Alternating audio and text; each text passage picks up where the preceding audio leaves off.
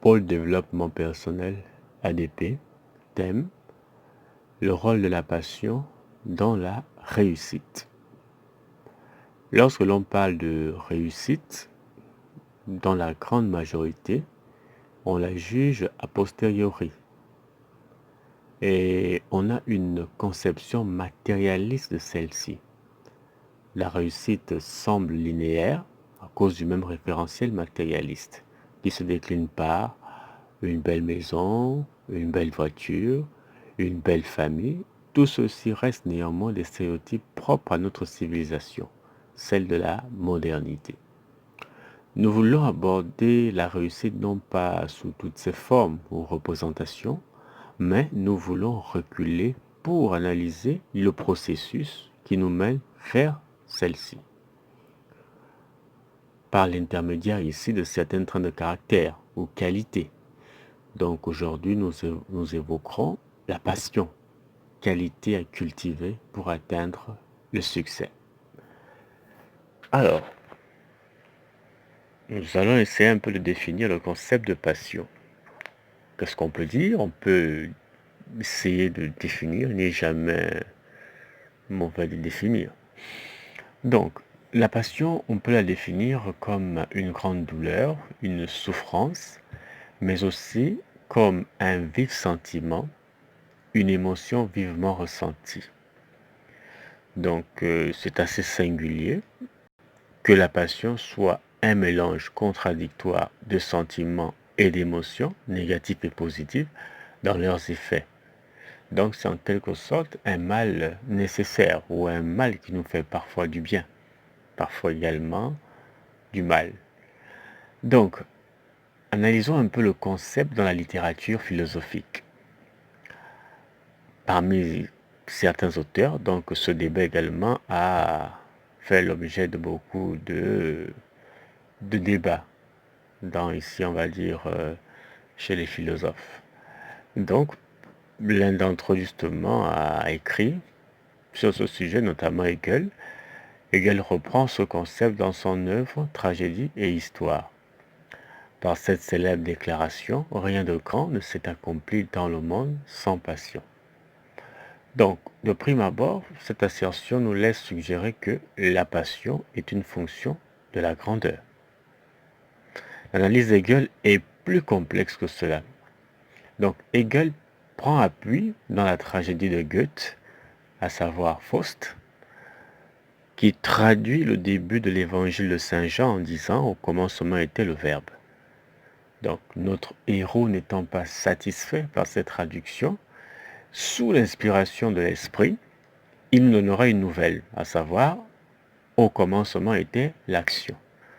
Donc, c'est sur cette nouvelle traduction, c'est-à-dire c'est sur le fait que, une certaine forme de genèse de l'humanité, nous disons ici que dans la genèse, ce qui était l'élément primordial, c'était l'action. Ou encore, c'est par l'action que, en d'autres termes, le cosmos a été créé. Donc, Hegel va construire son raisonnement sur cette affirmation. Mais, en substituant ici le mot action par le mot. Mais le mot à l'échelle de l'univers.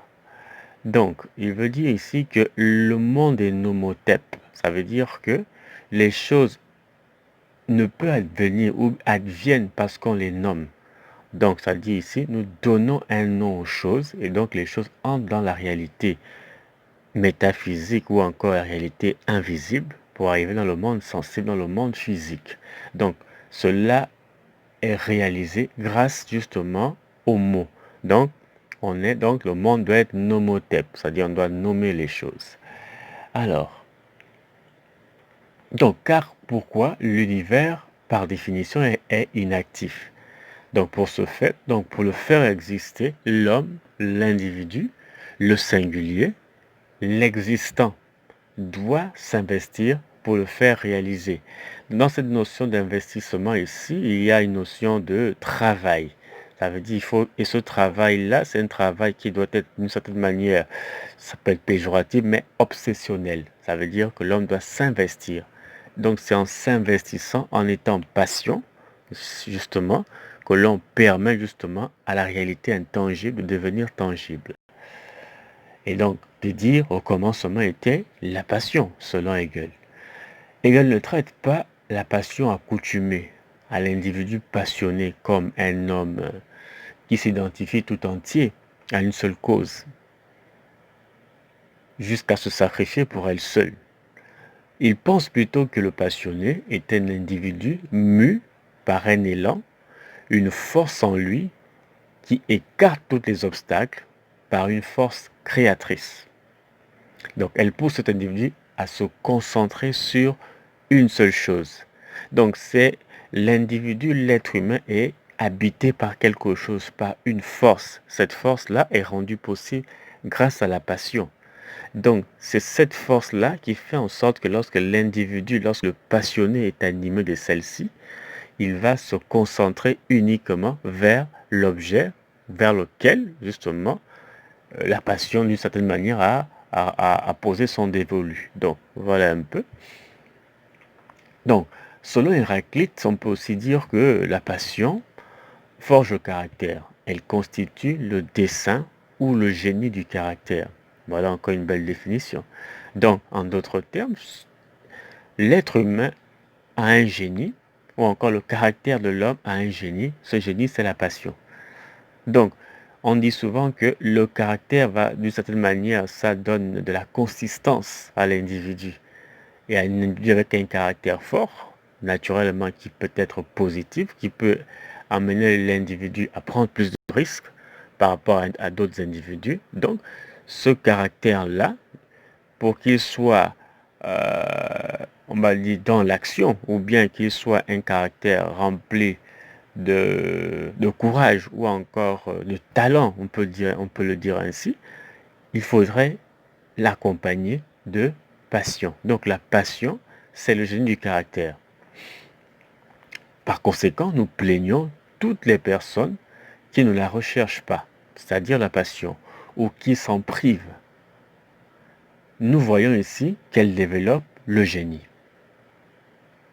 C'est pour cette raison que tant de gens en sont dépourvus, tout simplement parce qu'ils font et pratiquent des activités pour lesquelles ils n'éprouvent aucune passion. Donc, on comprend maintenant pourquoi. Ça veut dire que pour avoir le privilège de développer ou encore de voir l'émergence de ce génie en nous, il n'émerge ou bien il ne vient que si et seulement si nous sommes dans la recherche perpétuelle ou bien nous sommes dans notre passion, la pratique de notre passion. Et c'est ainsi que nous allons donc décupler ou encore utiliser ces forces d'une certaine manière qui sont insoupçonnées et qui vont nous permettre de rayonner dans le monde. Donc, comprendre une bonne fois pour toutes que même la raison pour laquelle nous avons une si haute estime n'agit dans le monde qu'en se faisant passion. Donc, en intéressant toute la vitalité, l'instinct, ou c'est-à-dire mobiliser le génie, le caractère, d'un homme, pour les porter à l'incandescence. Ça veut dire ici justement que c'est la passion qui permet cela. Elle permet quoi? La vitalité. Un corps devient... Donc nous avons une certaine forme de vitalité. L'instinct également est affûté. Le génie, naturellement, est en éveil. Le caractère d'un homme pour les porter à l'incandescence. Pour des raisons culturelles, la majorité ou la grande majorité affirme que l'on ne peut vivre de sa passion. C'est un peu l'idée qui est un peu reconnue ou bien encore qui est totalement admise, que les individus ne peuvent pas vivre de leur passion parce que pourquoi? Soi-disant que cette passion-là, elle n'est pas assez rémunératrice ou bien elle ne peut pas nous apporter, disons ici, des moyens ou encore elle n'est pas suffisante pour nous permettre justement de pouvoir payer nos factures, de pouvoir élever nos enfants ou de pouvoir vivre avec. Voilà. Donc les passions le plus souvent, on les considère comme étant des loisirs dérisoires ou insignifiants. Or ici nous voyons que ce n'est pas le cas.